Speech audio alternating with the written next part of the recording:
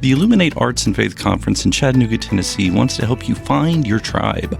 Do you get way too excited about quoting Wendell Berry or C.S. Lewis in conversations with coworkers? Does your Spotify playlist include hymns, a little jazz, and a whole lot of Andrew Peterson? Join your tribe at Illuminate March 31 and April 1 for education and inspiration from speakers Russ Ramsey, Douglas McKelvey, John Hendricks, and others. Find a complete list of session topics and ticket information at southern.edu/illuminate. In 2024, I set out to meet as many poets as I could and spend an hour with each one. I got more than I bargained for, more insight, more clarity, more hope. It's proved to be one of the richest highlights of my life. 17 writers, 17 deeply human conversations that made me sit up and pay attention. Franz Kafka once said, if the book we're reading doesn't wake us up with a blow to the head, what are we reading for? A book must be the axe for the frozen sea within us. And that's what I hope this new book will do. I hope it wakes us up, my friends. I hope these conversations will be the catalyst for something to be reawakened, re-enchanted, and reinvigorated. It's called An Axe for the Frozen Sea, Conversations with Poets about what matters most. I'm Ben Palpin, and I hope you'll come and listen in as I spend a little time with poets like Lucy Shaw, Malcolm Guite, Dana Gioia, and Lee Young Lee. Pull up a chair at the table as we dig into what it means to write well and to live well. An Axe for the Frozen Sea is now available from Rabbit Room Press. Visit the store at rabbitroom.com, or better yet, ask about it at your favorite bookseller. Welcome to the Habit Podcast, conversations with writers about writing. I'm Jonathan Rogers, your host. In this, the 6th episode of the Hometown Stories Summer Series, writers from the Habit membership take us to all 4 points of the compass. Sarah Dredge takes us north to Ontario, Canada. Sarah Bannerman, Lindsay Kyle, and Monica Olson take us south to Mississippi and Louisiana. Laura Love goes east, very far east, to China. And Shannon Aaron Stevens takes us west, or in any case, to the West Virginia of his childhood. Our first story is from Sarah Bannerman. Her hometown is Jackson, Mississippi. It's a city that has seen its share of troubles, but also, as Sarah reminds us, it's a city where grace does its work. Metro Center Mall was once the greatest shopping experience in Mississippi. It was 1 million square feet of neon signs and black marble columns and orange Julius. As a child, I remember indoor birch trees growing through iron grates, lining the mall's grand thoroughfare. I remember gazing heavenward in search of the inexplicable birds that I thought belonged in the branches. And high beyond the trees stretched the glass dome roof against which echoed the sounds of crying children and the splash of fountains and the soprano saxophone of easy listening mall tunes. Now I go to Metro Center to contest my water bills. The parking lot now has more craters than places to park. Greenery is taking over, and the landscape looks like the backdrop to every post-apocalyptic movie. The last surviving store at Metro Center closed last year, and now, apart from Jackson Waterworks, the only business that operates there, is run by a lone old gentleman who cuts hair. The fact that I don't know his name, or what he looks like, or even where in the mall he cuts hair, makes him seem more legend than true. Ghost towns make ghosts, or maybe it's the other way around. If you look down at the entrance rug of the Jackson Waterworks, you can still see the Gayfers logo, one of the 4 anchor stores that used to draw shoppers from all over the state. Those of us that stand in line to protest our outrageous water bills stand on the faded brown and burgundy carpet outside of an office where, years ago, I waited with my mother to have our Christmas presents wrapped. The massive atrium at the heart of the mall is now lined with plastic palm trees rather than living birch. And now, oddly enough, there are birds, and they fight to exhaustion to burst through the glass dome ceiling and be free. There's a quiet air of acceptance between we folks on either side of the bulletproof partitions. We all seem to understand that we're playing a game of sorts. I slide my water bill, 5 times higher than normal, under the plexiglass to a nice older woman and tell her that I have a slow leak in my toilet. After 5 years, I've finally figured out how to win this thing. She smiles and taps out some notes on her computer. Bring us your receipt for repair and we'll adjust your bill. My little scrambling, stumbling victories like this against the Jackson Waterworks feels like a hard-won game of blind man's bluff. My friends and relatives from outside of Jackson who keep up with the news urge me to leave. But when I walk past Eudora Welty's house or have coffee at my favorite neighborhood cafe, I wonder if I've misjudged the city. Perhaps most compelling is another repurposed building in Jackson, the abortion clinic that jump-started the overturning of Roe v. Wade. It's now a consignment shop.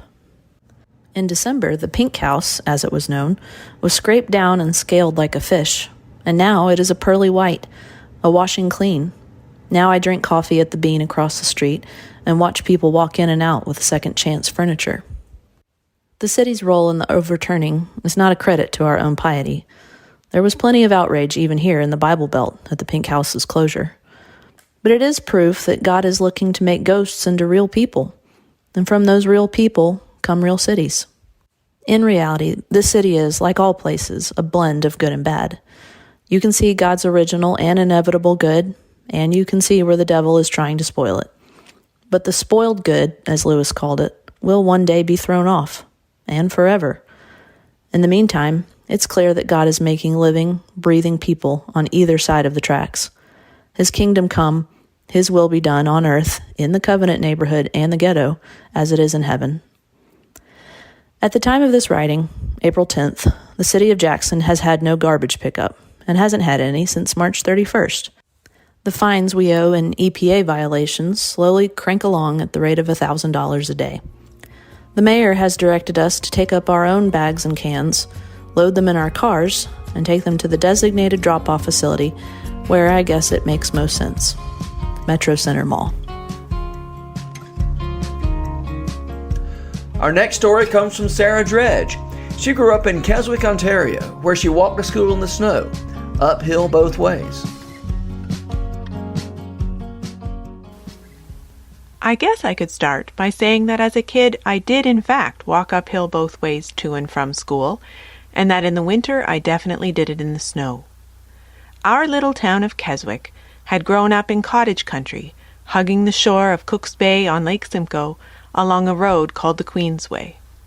Like an artery bringing life from the city, the Queensway started out as Leslie Street down in Toronto and pushed north for 70 kilometers, changing its name as it bent to follow the contours of Cook's Bay before coming to rest at the bulge of the larger lake in the north end of town. This main artery marked the boundary between the farms stretching east and the cottages clustered along little streets branching off like veins to the water.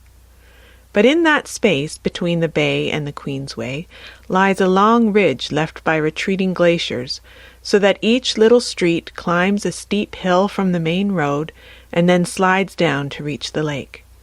By the time we moved to Keswick and I started primary school, more than half of the cottages on our street had become year-round homes. The rest stood cold and empty each winter, the wind off the lake driving snow into drifts up to the shuttered windows and doors. On the other side of the hill, a little more than half a kilometer from the Queensway, not far past our church, Jersey Public School had been built on a parceled-off field on Glenwoods Avenue. That was my school, 1.2 kilometers from my house, but with a daunting elevation change up and down in the middle. In kindergarten through grade 2, I took the bus to school. I joined the children who trickled down the gravel streets toward the lake each morning, where the bus lumbered along the lake drive, stopping to gather us up at each little beach. The term beach should be clarified, because the reader must not imagine sunny sandy shores and seashells. Our beach, like the others on the bay, was a shadowy place of muck and clay, with lily pads and bulrushes along the edge.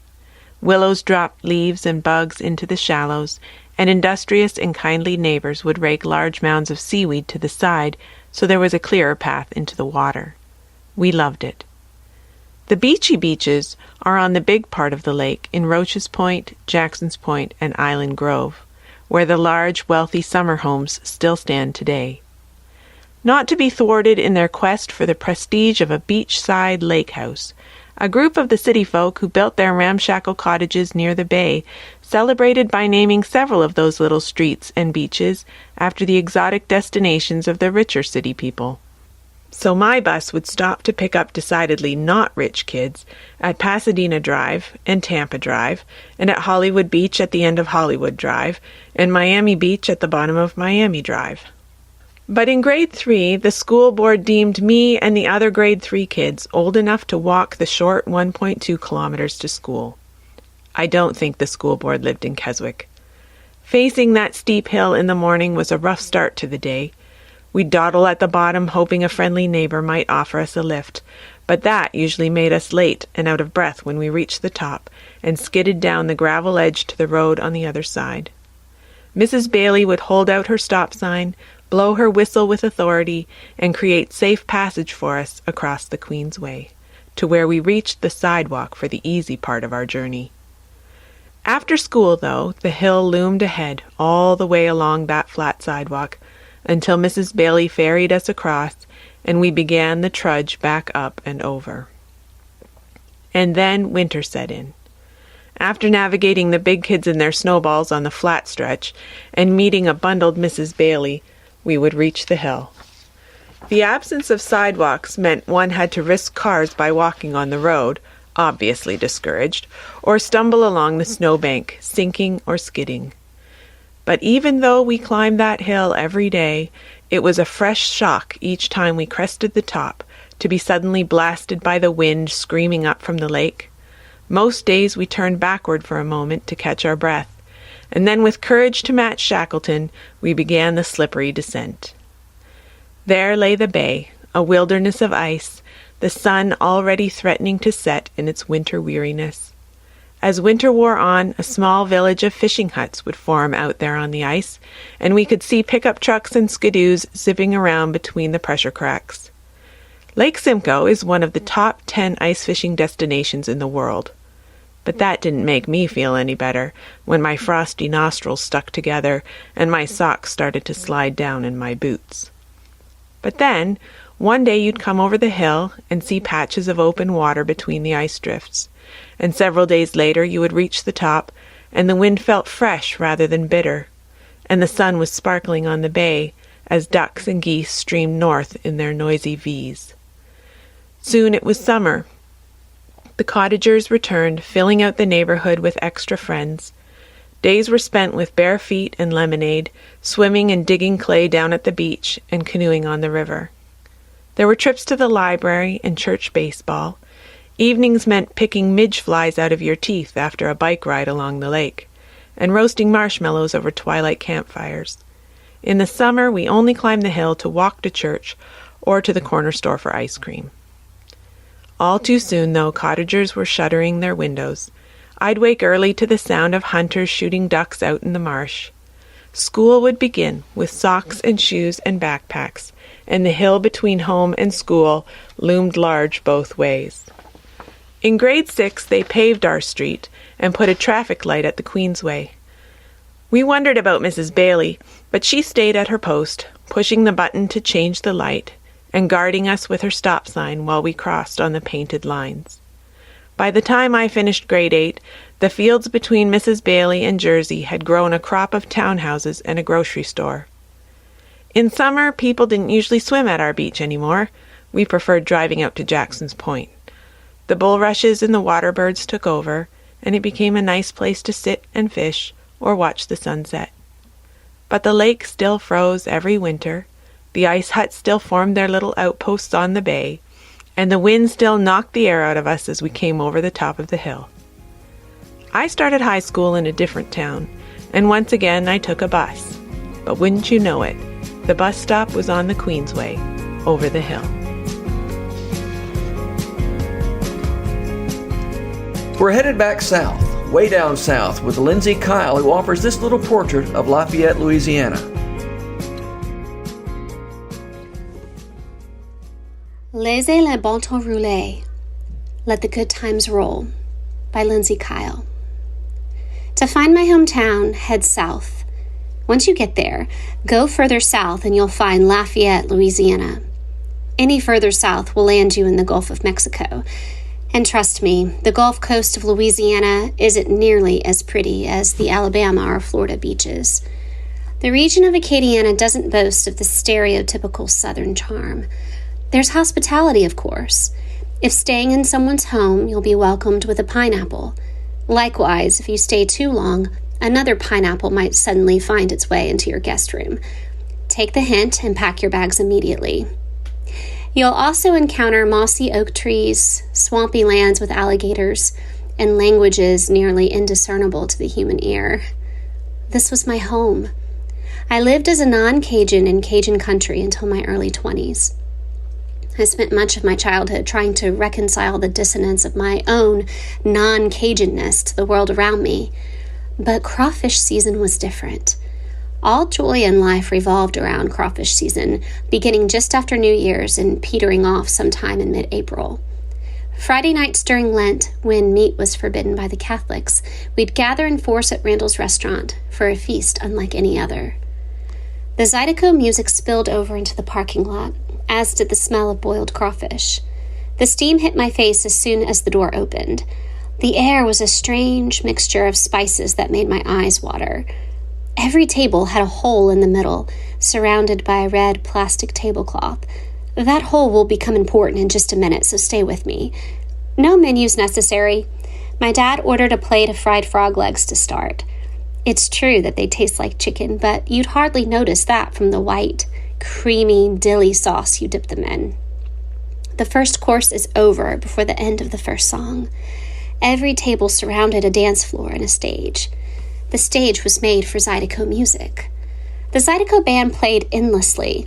An accordion drove the music forward, supported by a veste frottière, a fancy washboard, an electric guitar, a fiddle, and a harmonica. Together they made a dizzying sound that accompanied the weekly fado-do at Randall's. If for some reason, God forbid, you couldn't make it in person, the restaurant offered a television viewing. One camera hung from the ceiling documented every song, offering a view of the dance floor. No commentary, no commercials, just an hour of the dancing at Randall's restaurant every Friday night on local Channel 4. I danced while we waited for the main course. An old Cajun man, older than history, with almost no teeth, often danced with the younger girls. We would take turns as he'd teach us the two-step, the Whiskey River two-step, and the waltz. The fado-do was the only sanctuary against self-consciousness as a kid. Everybody danced. No one judged. Finally, dinner arrived. 2 servers hauled a massive silver pot across the room to the table. Carefully, they dumped the steaming contents onto the plastic tablecloth. A bounty of boiled crawfish. What is a crawfish? Imagine a tiny lobster. I learned to peel crawfish before I could walk. Crack the tail off the body, suck out the meat, toss the shell into the hole of the table. See, I told you the hole was important. Some Cajuns insist on breaking the head off too to suck the contents. Let me tell you, it's not worth it. If you're going to spend the time to do extra, crack the claws. The meat is soft and delicious. There's a mystery, Cajun magic in eating crawfish. You can eat 5 pounds and still not feel full. If desperate, try a link of sausage, a red potato, or a piece of corn on the cob. You'll find these boiled along with the crawfish. Or simply wait until your lips are numb from the spice. Wipe your hands on a wet wipe and get back to the dance floor. The music is calling. That was so fun, I thought we'd stay in Louisiana. Here's Monica Olson with a story from the village of Longstreet. The Cutest Boy in Longstreet by Monica Olson. One summer afternoon, Annie Lee abandoned her post as librarian to cross the street to the filling station. Owned by her brother-in-law and sister, Aunt Jack, the filling station was a place to get your car filled with gas or to have a burger, hand-scooped from a big bowl of ground beef in the icebox and fried on the griddle. That day, Annie Lee wanted to have a cup of coffee and visit with her sister. Are you worried about her leaving the library during open hours? If so, you're probably envisioning your own public library. But this was Longstreet, 1962, population 283. The library was only a 20-foot square room with one desk. Annie Lee left her granddaughters, Janet Lee and her cousin Mary Lynn, in charge while she was gone. The 12-year-old girls posted themselves at the desk in the little square room. Posed with straight shoulders and serious chins, they imitated their mamaw, stamping the return date on the card in the back of each book checked out. Mostly, they just sat at the desk and watched folks walk by outside. On this day, the cutest boy in Longstreet, David Bagley, was walking down the street. Now, out of 283 total people, men, women, and children, you might be thinking that being the cutest 12-year-old boy wasn't a huge accomplishment. Perhaps you were right. Nevertheless, Janet Lee and Mary Lynn always looked for him when they came to Longstreet to visit Mamaw. There wasn't much else to do in the small village, which was literally one long street, Highway 5, with a few side streets containing Bagley's grocer, the post office, and a couple of churches, in addition to the filling station and the library. David wasn't just walking by. He was slowing as he approached the library. The two girls turned to each other in excitement and bewilderment. They had no idea what to do. Perhaps you have some things in mind, some ideas about what they might have done. They might have looked in a mirror to touch up their hairdos. They might have arranged themselves, sitting prettily to their best advantage when he walked in and saw them. They might have decided to smile at him and say, "Hello," or "Good afternoon." If you thought of anything like that, then you should have been there that day to counsel them.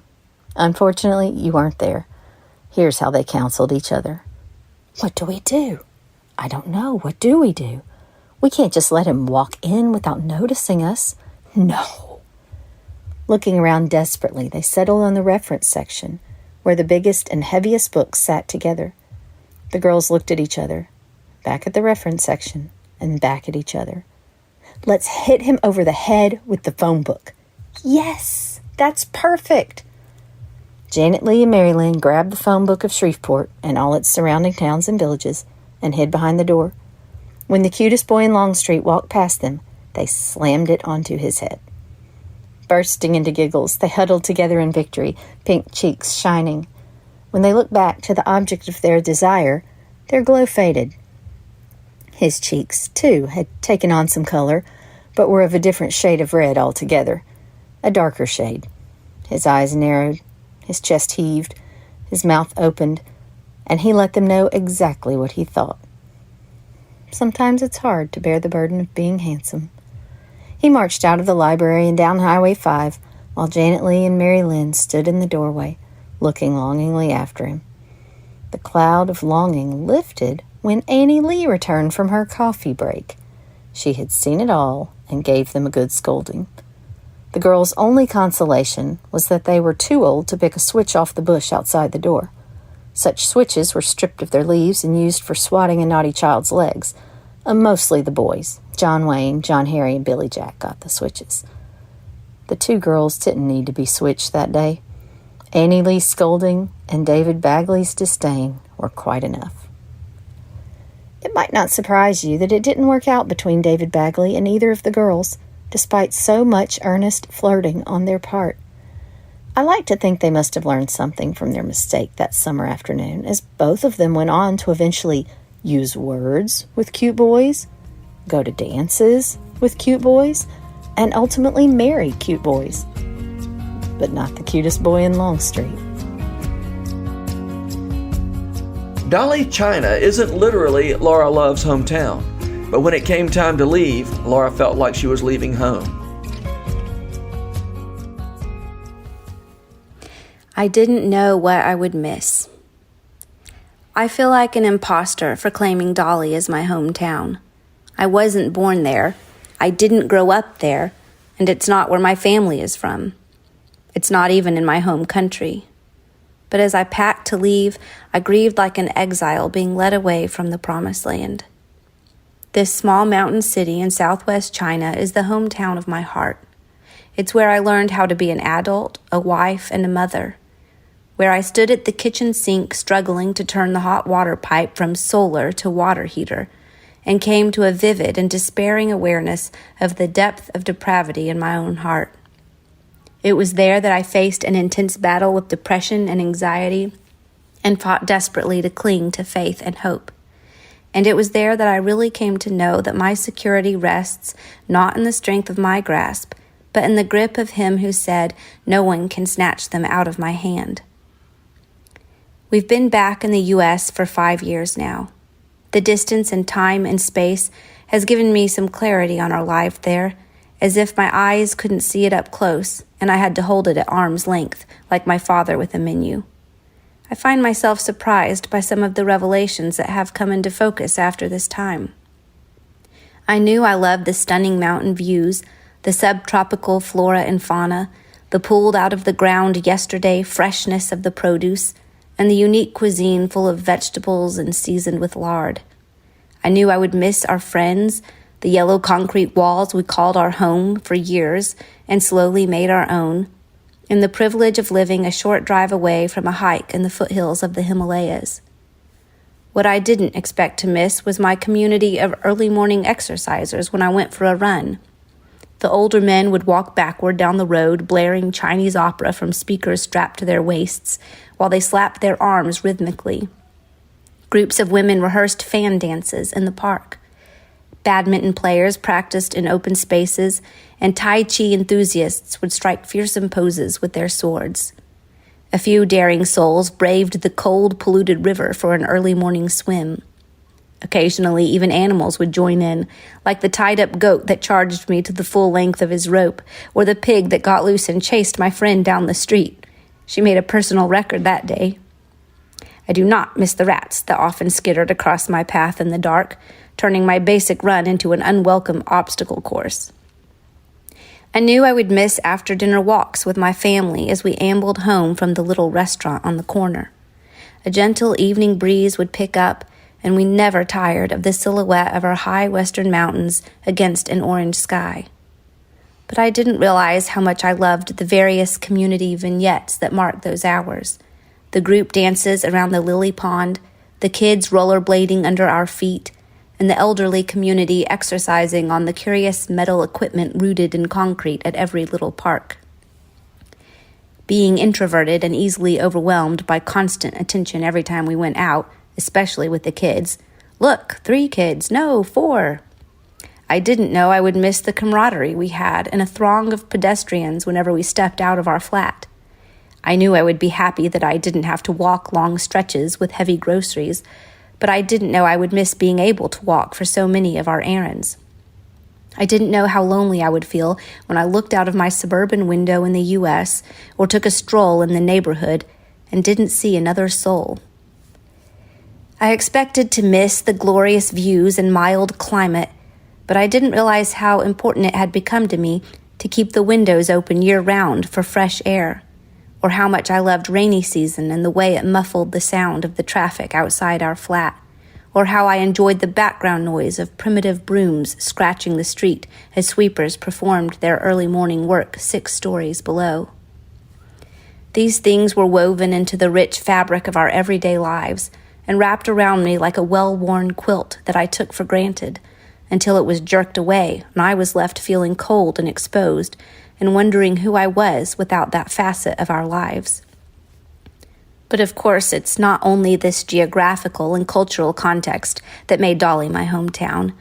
It is that combined with the special community into which we sent down roots, a community of both locals and many other expats.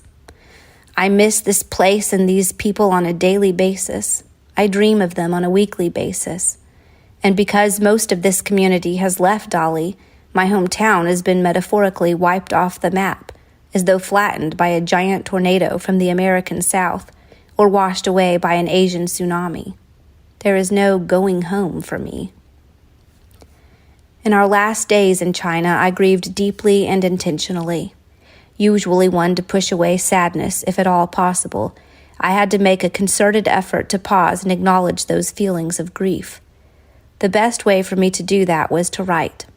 I kept a small journal for this purpose in particular, and I poured out a lament over the loss of this chapter in our lives.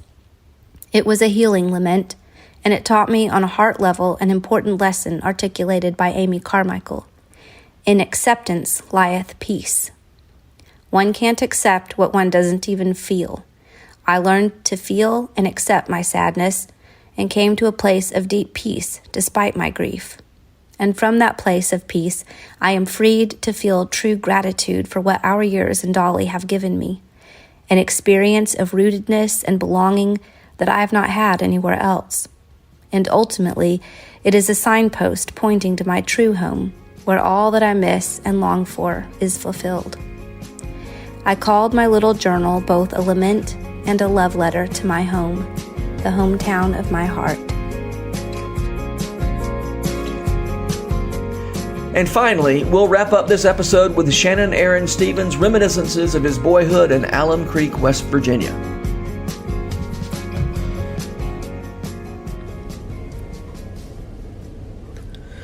Mobile homes as landmarks. Growing up in Alum Creek, West Virginia. Alum is not pronounced like you were referring to your alma mater. The Al is pronounced like the common nickname. Imagine your dad's brother is named Albert, and your mom grits her teeth whenever anyone mentions Al. That kind of Al. For natives of the place, the word is a homonym with the term for the nocturnal bird associated with wisdom. Perhaps, though, you've never heard an Appalachian say owl. If we are ever hiking together, and you hear me describe one, you might first think that I had stubbed my toe. The in alum sounds just like when you're trying to think of something.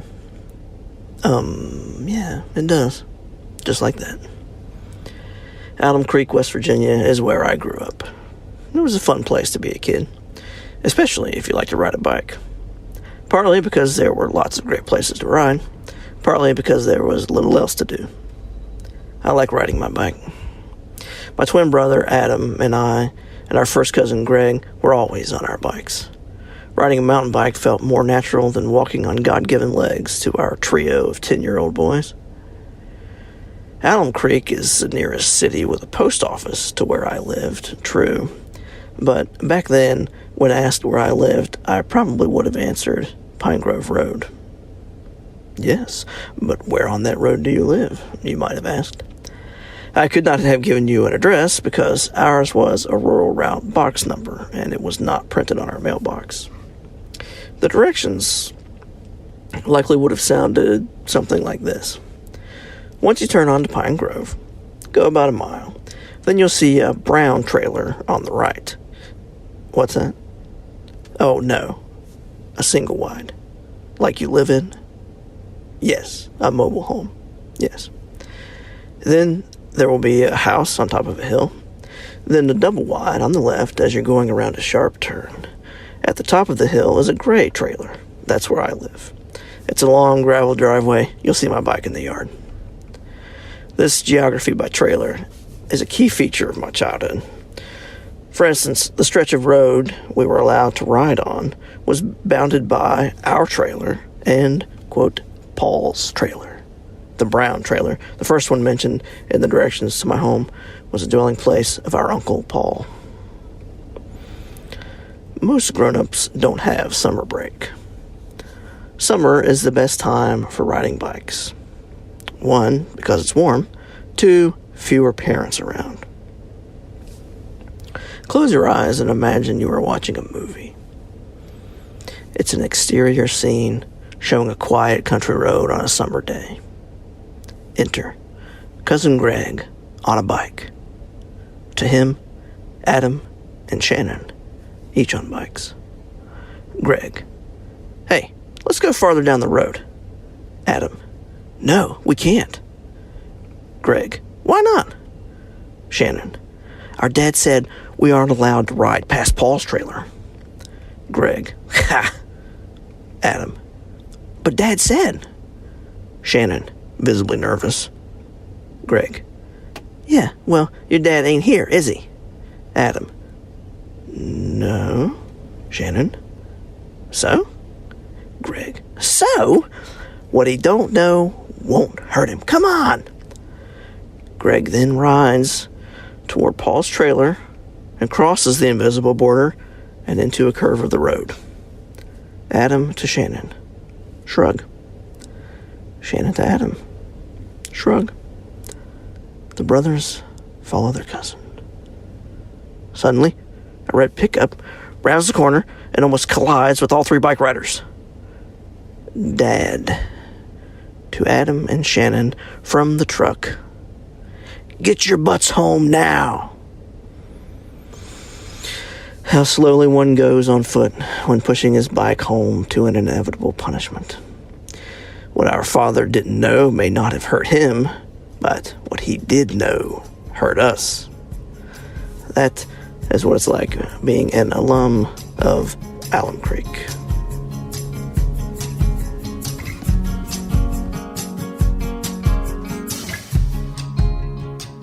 This podcast is brought to you by The Rabbit Room, where art nourishes community and community nourishes art. And all our podcasts are made possible by the generous support of our members. To learn more about us, visit rabbitroom.com.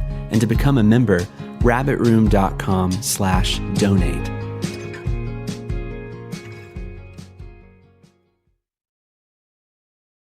If you've enjoyed this podcast episode, consider joining the Rabbit Room membership.